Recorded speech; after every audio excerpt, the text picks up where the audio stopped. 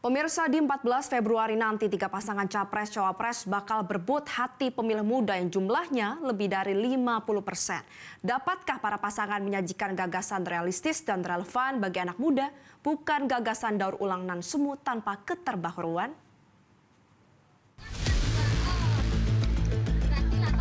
Anak sulung Presiden Joko Widodo, Gibran Rakabuming Raka menjadi kandidat yang menarik lantaran menjadi cawapres termuda dengan usia 36 tahun. Di banyak kesempatan, ia menyebut dirinya representasi anak muda. Peluang untuk menuju Indonesia emas makin terbuka lebar. Tapi Bapak Ibu yang saya hormati, teman-teman sesama anak muda, ingat, kesempatan ini hanya datang sekali. Kesempatan ini tidak akan terulang lagi. Untuk itu kita harus kerja keras, kerja fokus, berani melakukan lompatan.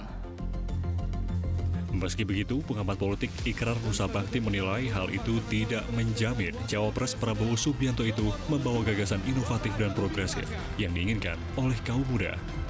Peran anak muda itu sudah ada sejak tahun 1908 atau bahkan sebelum itu, dan kemudian anak-anak muda pula yang kemudian ikut berjuang, ikut membangun negeri ini, ikut memimpin negeri ini, ikut angkat senjata untuk negara ini terbangun dan kemudian dan sebagainya. Dan itu bukan era baru bagi anak muda.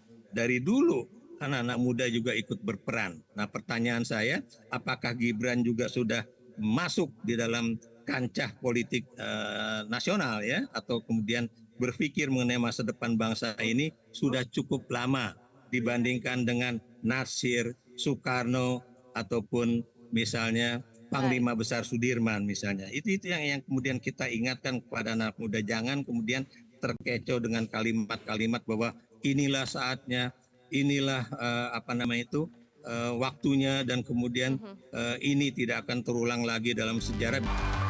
Hal senada juga diungkapkan tim ses Ganjar Mahfud yang menyebut Gibran anak muda yang dipaksa tua.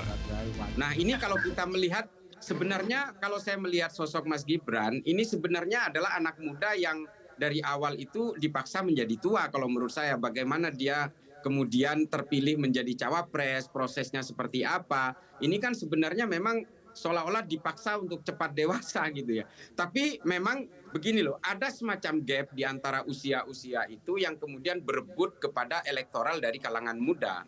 Tapi yang harus kita perhatikan di sini adalah muda dalam konteks ini bukan muda umurnya, tapi gagasan dan idenya, termasuk bagaimana paslon-paslon ini mengakomodasi dari berbagai keinginan anak muda.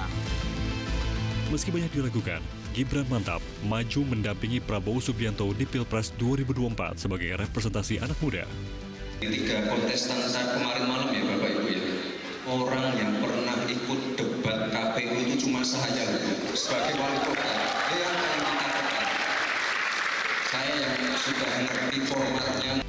Yang jelas, di tiap Pilpres, anak muda punya tugas untuk mencari pemimpin yang tepat untuk jabatan yang tepat.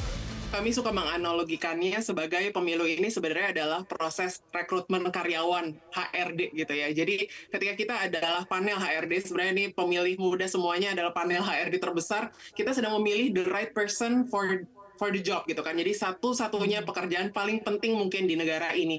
Sehingga sama seperti dalam memilih karyawan, kita harus memiliki standar eligibilitas, kita punya standar kompetensi yang dibutuhkan untuk menjadi seorang karyawan, apakah itu pendidikan, apakah itu di CV mereka sudah pernah pengalaman pekerjaan di mana, maupun ide-ide yang mereka mau bawa untuk perusahaan gitu kan. Besarnya jumlah pemilih muda akan diperebutkan oleh ketiga paslon di 2024 nantinya, di mana ada lebih dari 50% pemilih pemula dan pemilih muda bakal menentukan siapa kandidat yang gagasan untuk bangsanya benar-benar membekas di generasi muda, bukan asal usia yang hanya angka. Tim Liputan Metro TV. Jelajahi cara baru mendapatkan informasi. Download Metro TV Extend sekarang.